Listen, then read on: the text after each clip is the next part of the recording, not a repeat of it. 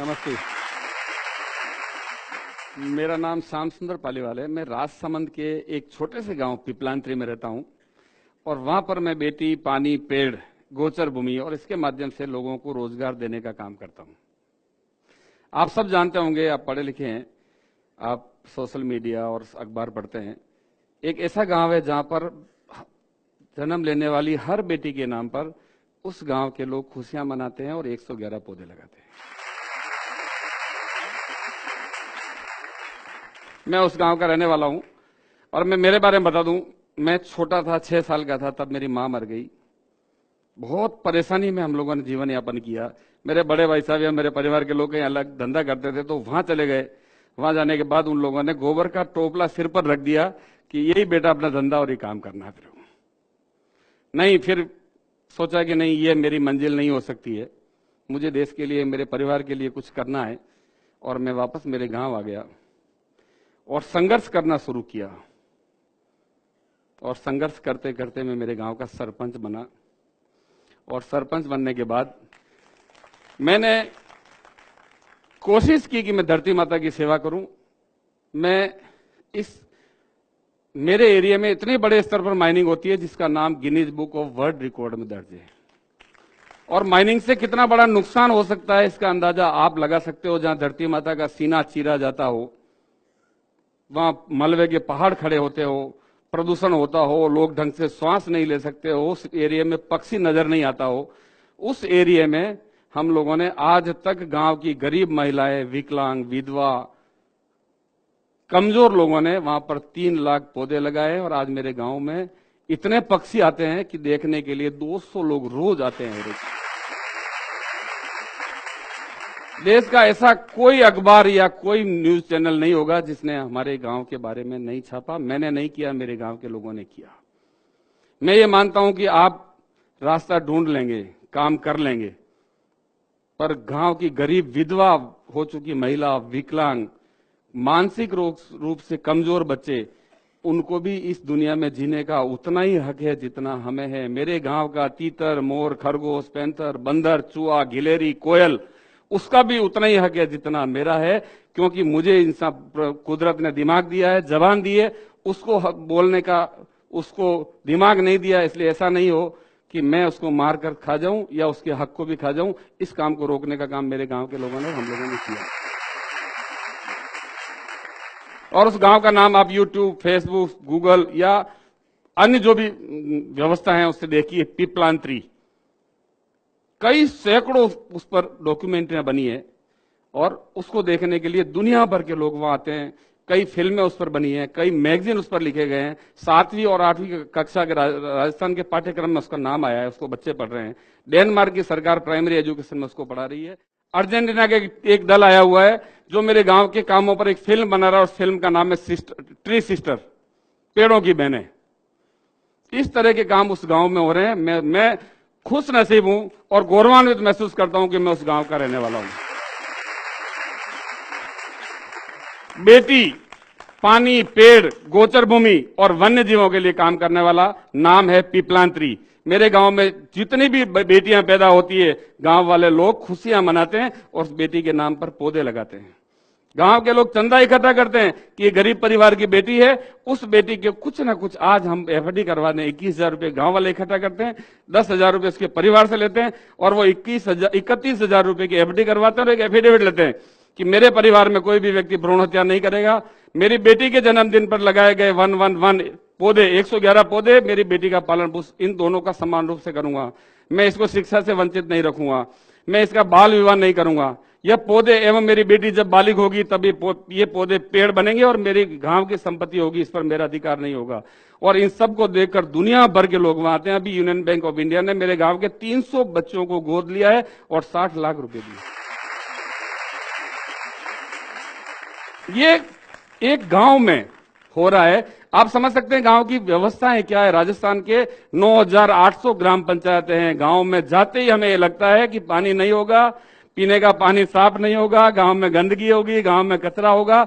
और इस तरह की व्यवस्थाओं को बदलने का काम पिपलांत्री के लोगों ने किया है, जिसको आज पूरा विश्व देखता है। और इसको देखकर राजस्थान की माननीय मुख्यमंत्री, महाराष्ट्र के मुख्यमंत्री, कई लोगों ने वहां आकर उस मॉडल को अपने अपने क्षेत्र में अपनाया। उसका पिपलांतरी मॉडल नाम देकर कई योजनाएं उस नाम से शुरू की है। जल संरक्षण, वृक्षारोपण, बेटी बचाने पर, बेटी गौरव उद्यान, राजीव गांधी सेवा केंद्र, मुख्यमंत्री जल स्वावलंबन योजना जैसी कई योजनाएं वहां से कुछ सीख कर कई सरकारें इस पर काम कर रही है और ये पिपलांतरी में हुआ है और पिपलांतरी के अलावा पूरे राजस्थान में ये काम कर रहा है।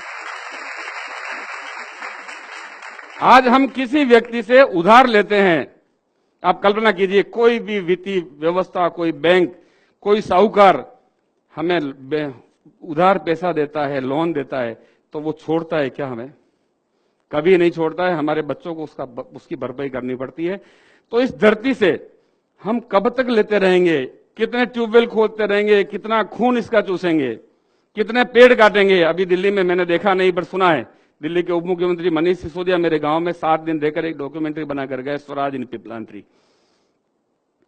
वो कब तक दिल्ली जैसी स्थिति क्या उसका इंतजार करते रहेंगे हम कि दिल्ली में जो स्थिति पैदा हुई है वो जयपुर में हो जाए या देश के अन्य हिस्सों में हम ऑक्सीजन के लिए तरस जाएं, हम लकड़ी के लिए तरस जाएं, हम पीने के पानी के लिए तरस जाएं। बरसात का जितना पानी बहकर आज समुद्र में जाकर मिल रहा है, खारे पानी में मिल रहा है, क्या हमारी जिम्मेदारी नहीं है उसको रोककर धरती माता को पिलाना? और धरती को जिस दिन पानी पिलाना शुरू हमने कर दिया उस दिन पानी के संबंधित समस्या खत्म हो जाएगी और ये काम पिपलांतरी के लोगों ने किया है। मैं ये बात इसलिए कह रहा हूं आप लोगों को कि अगर व्यक्ति ये ठान ले कि मुझे ये काम करना है तो वो काम होकर रहता है। हम चांद पर जाने की बात कर रहे हैं, चांद पर बसने की बात कर रहे हैं और हम हमारे गांव में सफाई की व्यवस्था नहीं कर सकते हैं। मेरे काम में 2007 में आज स्वच्छ भारत मिशन योजना चल रही है। देश के प्रधानमंत्री जी लाल किले से कह रहे हैं गांव सब साफ होना चाहिए, खुले में शौच की प्रवृत्ति को रोकना चाहिए। मेरे गांव के लोगों ने 2005 में ये व्यवस्था पूरी तरह लागू कर दी और एपीजे अब्दुल कलाम साहब ने 2007 को मेरे गांव को राष्ट्रपति पुरस्कार देकर सम्मानित किया। काम मेवाड़ी में कहावत है कि नाम रहे लो काम सुनो सयाने लोग, मीरा सुत जायो नहीं और शिष्य न मुंडियो कोय। नाम, हमारा नाम, मेरे जैसे कई लोग आए और कई चले जाएंगे। मेरा नाम तभी रहेगा जब मैं काम करूंगा।